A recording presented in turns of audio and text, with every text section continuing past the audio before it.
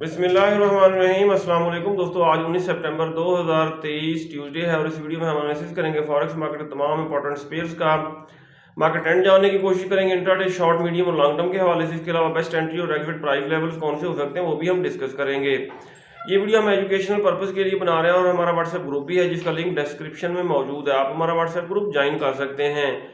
Gold की दोस्तों अगर कल की सूरत हाल देखें, कल बुलिश इनगल्फिंग बनी यहाँ पे 1923 के आसपास और मार्केट ने इसको रीटेस्ट किया, रीटेस्ट करके खातिर खा अप हुई और 1934 तक अप चली गई। हमने यहाँ से बाय के जोन से बाय इसलिए नहीं किया क्योंकि बड़ा ट्रेंड जो है गोल्ड का वो सेल का ही है और जब तक गोल्ड मार्केट 1952 से बिलो है तो इसका बड़ा ट्रेंड बेरिश ही है। सही हो गया, ये दोबारा डाउन आ सकती है और लॉन्ग टर्म सेलिंग बनेगी। ठीक है, 1934, 1946 सही, 1946 तक भी अगर आप चली जाती है 1950 तक, यहाँ से लॉन्ग टर्म सेलिंग बनेगी। इसलिए हम सेल की तरफ ही फोकस किए हुए हैं कि टॉप से इसको सेल किया जाए और सेल की ट्रेड को लॉन्ग टर्म के लिए होल्ड किया जाए। आज के दिन हमारी क्या ट्रेडिंग स्ट्रेटजी होनी चाहिए ये हम बाद में डिस्कस करते हैं, पहले हम आज की फंडामेंटल न्यूज़ देख लेते हैं। ये दोस्तों फॉरेक्स फैक्ट्री पे अगर हम आज का डाटा देखें, पाकिस्तानी वक्त के मुताबिक 5:30 बजे कैनेडियन डॉलर का डाटा है हाई इम्पैक्ट और इसके अलावा यूएसडी से रिलेटेड एक मीडियम और एक लो इम्पैक्ट न्यूज़ आएगी 5:30 बजे पाकिस्तानी वक्त के मुताबिक।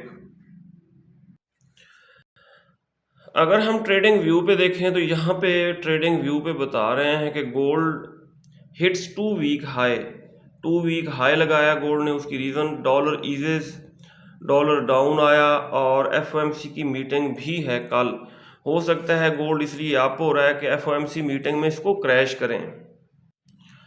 यूएस 10 ईयर बॉन्ड यील्ड्स को अगर हम देखें दोस्तों, ये मार्केट बुलिश ट्रेंड में है और कल गोल्ड डाउन आया क्योंकि डेली टाइम फ्रेम में ये रेड कैंडल बनी और आज ये दोबारा अप ट्रेंड की तरफ जा सकती है। आज गोल्ड अप हो सकता है, सॉरी आज गोल्ड डाउन आ सकता है। यूएस 10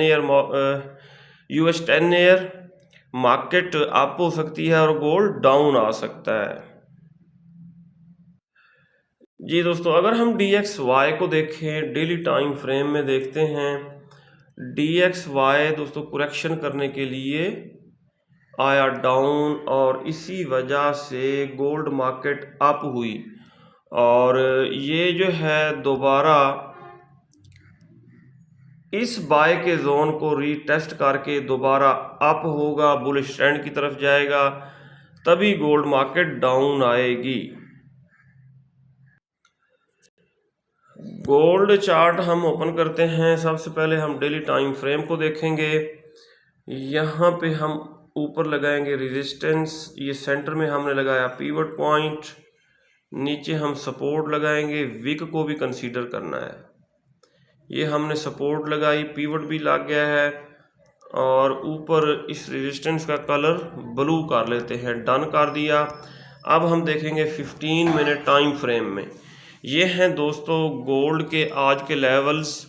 गोल्ड की रेजिस्टेंस है 1934.47, सपोर्ट है 1922.3 और ये पिवट पॉइंट है 1928.32। मार्केट इस वक्त पिवट से अबव है और 2 दफ़ा रेजिस्टेंस को ब्रेक करने की कोशिश की लेकिन रेजिस्टेंस ब्रेक नहीं हो सकी। अगर हम देखें H4 के टाइम फ्रेम में, जी दोस्तों H4 के टाइम फ्रेम में एक और बाय का जोन बना हुआ है।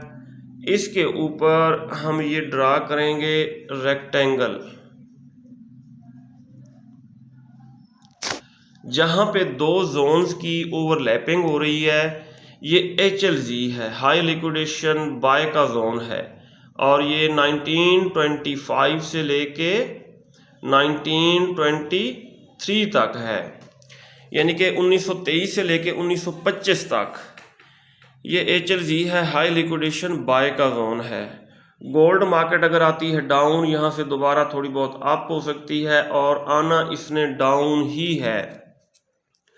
अगर हम देखें डेली टाइम फ्रेम में, ये देखें जी, अगर 1934 को मार्केट ब्रेक करती है तो हम नेक्स्ट सेल की ट्रेड लगाएंगे 1946 से।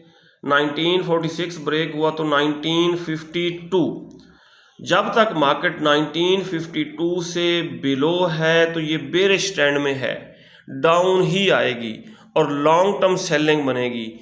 यहाँ से जो हम सेल की ट्रेड्स लगाएंगे 1934, 1946, 1952 से 1952 तक जाने के चांस नहीं है। अगर चली जाती है तो इन सेल की ट्रेड्स को हम लॉन्ग टर्म के लिए होल्ड करेंगे।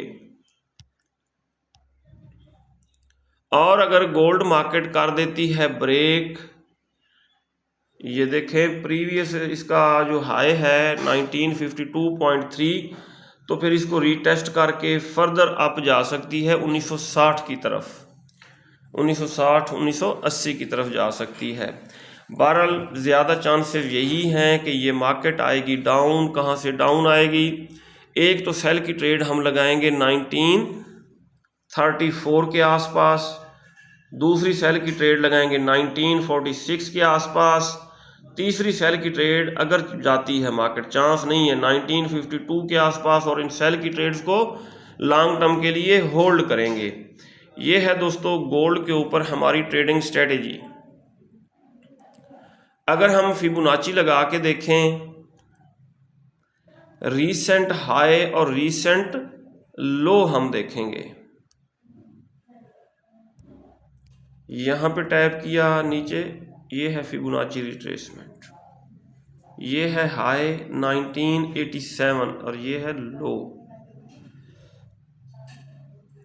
ये देखें 61.8 का लेवल बन रहा है 1946 के आसपास।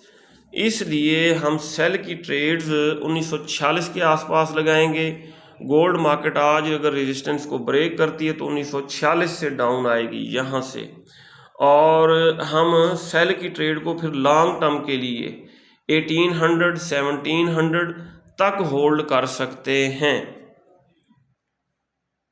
अगर हम H1 के टाइम फ्रेम में देखें तो टॉप पे ये सेल का जोन बना हुआ है और मार्केट इस सेल के जोन से आ सकती है डाउन। कहाँ तक डाउन आ सकती है?